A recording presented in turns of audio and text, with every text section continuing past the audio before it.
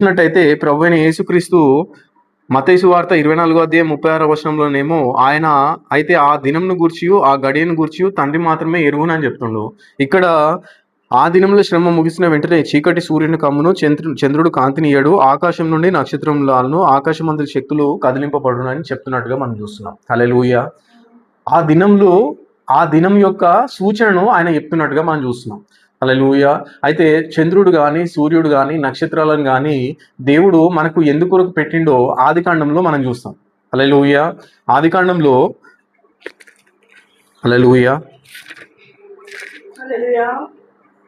ఆదికాండం 1వ అధ్యాయము 14వ వచనంలో దేవుడు పగటిని రాత్రిని వేరుపరచినట్లు ఆకాశ విశాలమందు జ్యోతులు కలుగును గాక నీవు అవి సూచనలను కాలములను దిన సంవత్సరములను సూచించుటకై ఉండును గాక నీవు. హల్లెలూయా.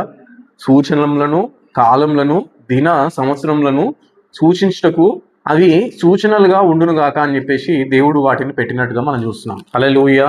ఇక్కడ ప్రభువైన యేసుక్రీస్తు చెప్తున్న మాట ఏంటంటే ఆ దినంను గూర్చియు ఆ గడియను గూర్చియు ఎవరు ఎరగరు, కేవలం తండ్రి మాత్రమే తెలుసు, తండ్రికి మాత్రమే తెలుసు, దూతలకు కూడా తెలియదని చెప్తున్న ప్రభువే ఇక్కడ మనకి ఏం చెప్తుండంటే ఆ దినంలో శ్రమ ముగిసిన వెంటనే చీకటి సూర్యుని కమ్మును, చంద్రుడు కాంతినియ్యడు, ఆకాశమంది నక్షత్రములు అవి రాలును అని చెప్పేసి చెప్తున్నట్టుగా మనం చూస్తున్నాం. హల్లెలూయా. అంటే సూర్యుని యొక్క వెలుగు, చంద్రుని యొక్క వెలుగు, నక్షత్రాల యొక్క వెలుగు ఇక ఉండదు. హల్లెలూయా. ఆ దినానికి ముందు అర్థమవుతుందా? ఆ దినంలోనికి ప్రవేశించకన్నా ముందు, ఆ దినానికన్నా ముందు జరుగుతున్న కార్యాలను ఇక్కడ ప్రభు మనకు వివరించి చెప్తున్నట్టుగా చూస్తున్నాం. సూర్యుడు అంటే ఎవరు, చంద్రుడు అంటే ఎవరు, నక్షత్రాలంటే ఎవరు అని మనం చూసినట్టయితే హల్లెలూయా ఇక్కడ మనకు యోసేపుకు ఒక కల పడుతుంది. అర్థమవుతుందా? యోసేపుకు ఒక కలవడి సూర్యుడు, చంద్రుడు, నక్షత్రాలు వచ్చి ఆయనకు సాగిల పడుతున్నట్టుగా ఆయన చెప్తాడు. హల్లెలూయా. అయితే యాకోబు దానికి వివరణ ఇస్తూ ఏం చెప్తానంటే నేను నీ తల్లి నీ సహోదరులు వచ్చి నీకు సాగిల పడదమా అని చెప్పేసి యోసేపుతో అంటాడు. హల్లెలూయా.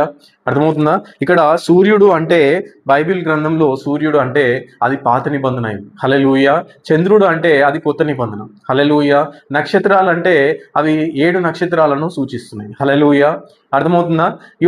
వీటి యొక్క వెలుగు పూర్తిగా అంతరించిపోయిన తర్వాత అది పూర్తిగా చీకటిలోనికి, సంఘం అనేది పూర్తిగా చీకటిలోనికి వెళ్ళిపోయేదానికి ఇది సూచనగా ఉంది. హల్లెలూయా. సూర్యుడు, చంద్రుడు, నక్షత్రాలు ఈ వేటి వెలుగు ఉండని ఒక కాలం వస్తుంది. ఆ కాలంలో అది దాని గురించి ఇక్కడ ప్రభు చెప్తున్నట్టుగా చూస్తున్నాం. హల్లెలూయా. ఆ టైంలో ఆ దినంలో శ్రమ ముగిసిన వెంటనే అని ప్రభు చెప్తున్న మాట ఏంటంటే ఆ దినముల శ్రమ అంటే 2వ ప్రపంచ యుద్ధం తర్వాత. హల్లెలూయా. 2వ ప్రపంచ యుద్ధము అది